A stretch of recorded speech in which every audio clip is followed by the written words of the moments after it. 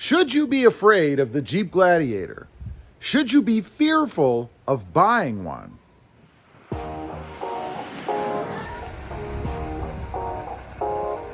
Well, good morning, everybody. How are you today? Pretty good here. So should you really be afraid of the Jeep Gladiator? Should you be fearful of buying one? Well, we're going to go for a ride. We're going to kind of dispel, or at least talk about some of the things that maybe you should be concerned about, or maybe not. Before we do that, real quick plug, if you're interested, I have a second channel. It is Rob Motive, all about my 2020 Toyota Tacoma, right back there. So flip on over and check that out after the video, of course, if you're interested in the Toyota Tacoma. So let's hop in. Like I said, we're going to go for a ride. There are a few things that, maybe you should be concerned about, but honestly, I don't think so.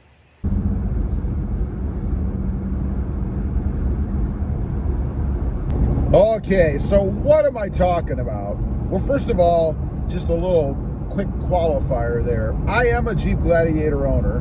We're sitting in a 2020 Jeep Gladiator, for anybody who doesn't know. So I've had it for, several months now. So some good seat time in it, some good long distance travel in it. So I've got some pretty good experience with it, I think. So the first thing, I guess, that you might be afraid of or fearful of with the Jeep Gladiator is its capability, right?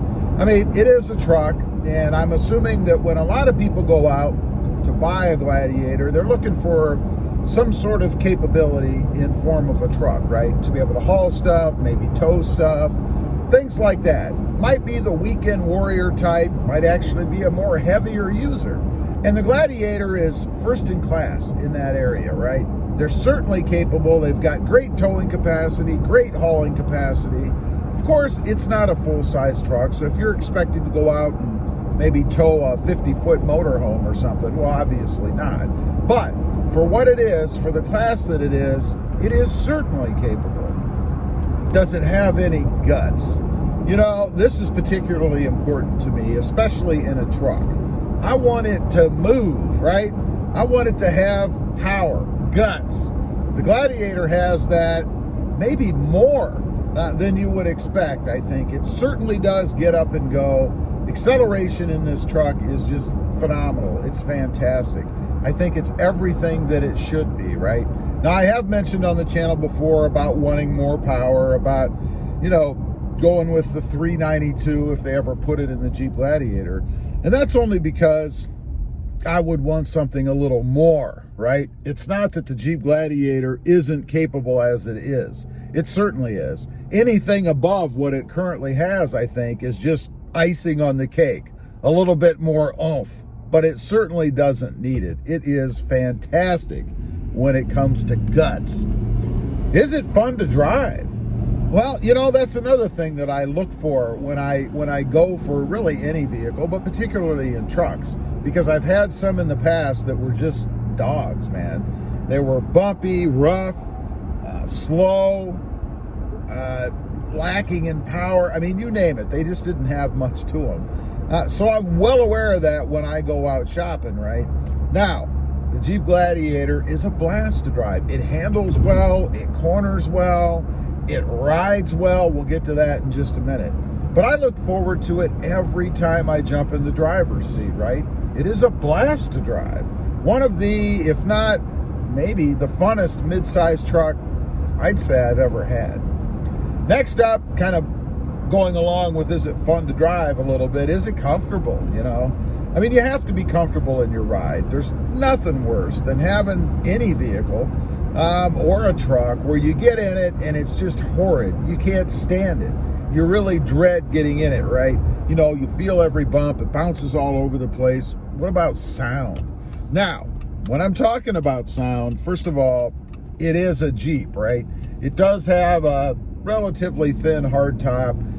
It does, in my case, have a soft top on it. You might have got a soft top version. So obviously you're going to get more sound from the outside, more wind noise, stuff like that. But what I'm more referring to is, what does it sound like itself?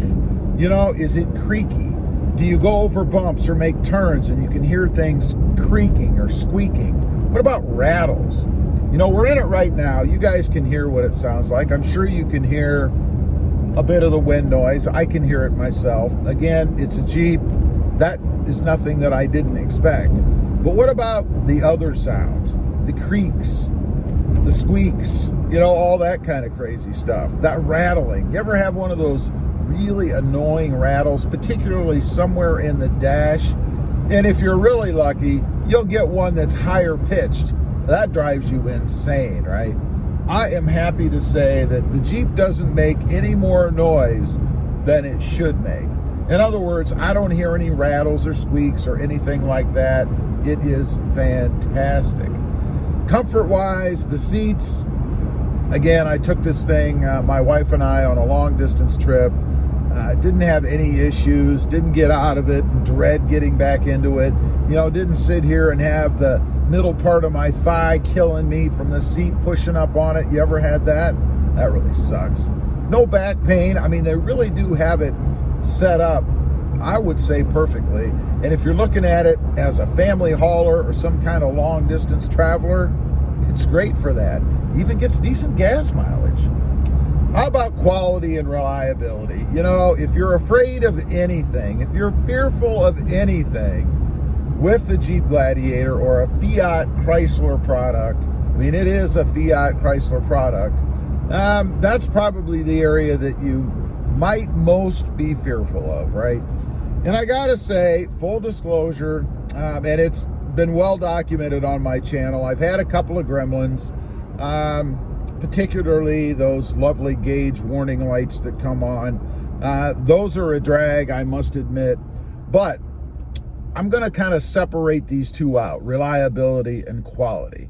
From a reliability standpoint, the Jeep has never left me stranded, right? There's never been a time where I've gotten in it and it won't start, or maybe something doesn't work right. Nothing crazy like that as far as what we really have it for, and that's to get us from point A to point B, right? Quality, on the other hand, I think is where I would throw these other issues. You know, the systems that they've put in the Jeep, particularly this auto stop system, is not of good quality because it's not reliable. There you go. It doesn't work well. You know, I've had numerous errors. I've had other people tell me that they've had errors. I'm not the only one. And I believe, as I've mentioned before, that it also caused a check engine light to be thrown. Now, I will say that I did take it in for the software upgrade.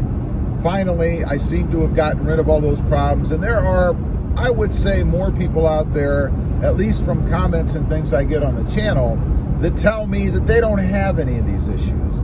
My mother has a Jeep Gladiator, same setup, same year, everything as mine. She's had no problems with it. So I think I'm just part of the unlucky few in that group that's had a few issues. Now, the other thing, the last thing that I want to mention in dealing with maybe the fear or being afraid to buy a Jeep Gladiator is warranty, right? I mean, I think most people, not everybody, but most people don't keep them much beyond, if beyond at all, the 3-year warranty period. You have a 3-year, 36,000 mile warranty on your Jeep Gladiator, right? So anything that might go wrong within that time period, you're going to be able to have corrected. So you don't have to worry about it, I guess is my point. You know, if something goes wrong and you have some kind of a malfunction, major or minor, it's covered under the warranty. The only hassle with that, of course, is you've got to get it to the dealership and you've got to go pick it up. That's kind of a drag, depending on what goes wrong and what kind of dealership you're using. You may even have to rent a car or something if you don't have a second vehicle or don't have somebody that can give you a ride or maybe make a vehicle available should you have to leave yours there for some sort of an extended period of time. Other than that, you've got warranty to cover it. There's nothing to be afraid of. Anyway, I just wanted to get on here, kind of talk about that a little bit. I get comments on the channel, people saying that they wouldn't buy the Jeep Gladiator because they're afraid that it might not be of good quality or they might have issues with it because it's a Fiat Chrysler product.